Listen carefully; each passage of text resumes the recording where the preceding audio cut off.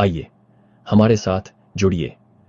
ये old testament का introduction है, कम फॉलो मी मटेरियल के थ्रू, जो 2022 में the Church of Jesus Christ of Latter Day Saints के मेंबर्स को चर्च लीडर्स ने दिया था। हर साल हम न्यू स्क्रिप्चर्स सीखते हैं जो चर्च ने इंडिविजुअल्स और फैमिली स्टडी के लिए दिए हैं। हम अपनी स्टडी मोसेस चैप्टर 1 और एब्राहम चैप्टर 3 से स्टार्ट करते हैं। इन सवालों पे विचार करो। भगवान कौन है? हम कौन हैं? भगवान का काम क्या है और इसमें हमारी क्या जगह है? बाइबल शुरू होती है, शुरुआत में भगवान ने स्वर्ग और पृथ्वी बनाई। लेकिन इस शुरुआत से पहले क्या था और भगवान ने यह सब क्यों बनाया? मॉडर्न रेवलेशन इन सवालों पर प्रकाश डालती है।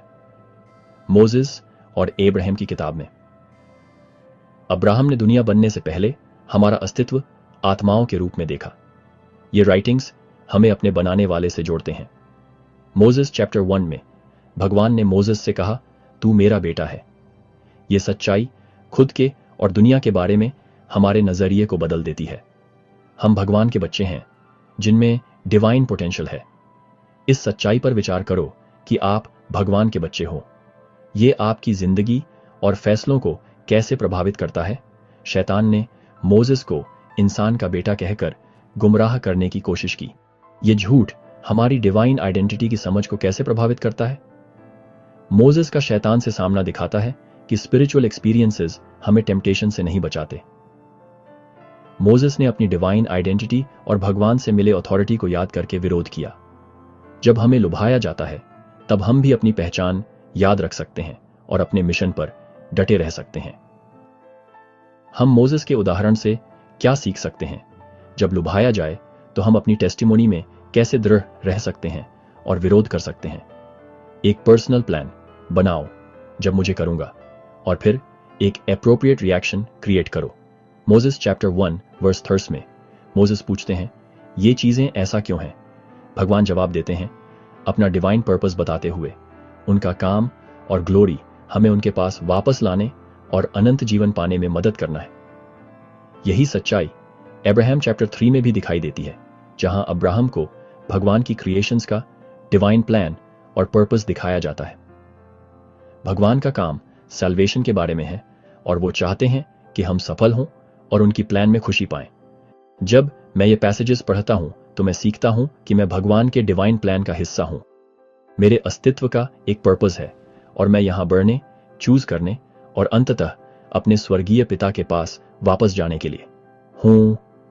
अब्राहम चैप्टर 3 वर्सेस 22 से 33 में मैं फॉरऑर्डिनेशन के बारे में सीखता हूं कि कैसे भगवान ने कुछ आत्माओं को उनके मॉर्टल लाइव्स के दौरान स्पेसिफिक मिशंस को पूरा करने के लिए नियुक्त किया। यह सिद्धांत हम सभी पर लागू होता है, सिर्फ प्रॉफिट्स पर नहीं।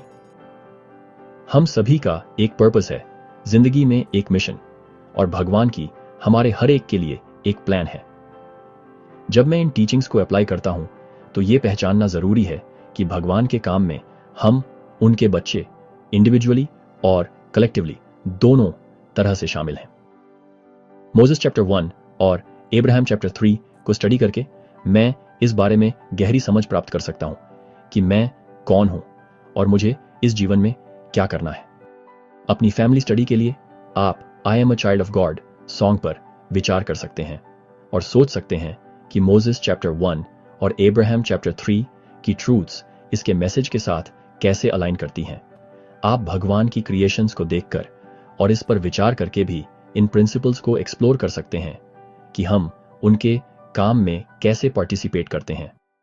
जब मैं ये सेक्रेड स्क्रिप्चर्स पढ़ता हूं तो मुझे याद रहे कि मैं एक प्यार करने वाले स्वर्गीय पिता का बच्चा हूं जिसे एक डिवाइन पर्पस के लिए बनाया गया है। मुझे अपनी टेस्टिमोनी में दृढ़ रहने दो और अपने जीवन के लिए भगवान की प्लान का पालन करने दो। जैसे मोसेस और अब्राहम को चुना और बुलाया गया था, वैसे ही मुझे भी इस हफ्ते इन ट्रूथ्स को आपको गाइड और इंस्पायर करने दो। बस इस स्टडी में शामिल होने के लिए धन्यवाद। जैसे जैसे आप सीखते और बढ़ते रहेंगे, आप इंस्पायर्ड और स्ट्रेंथन्ड महसूस करें।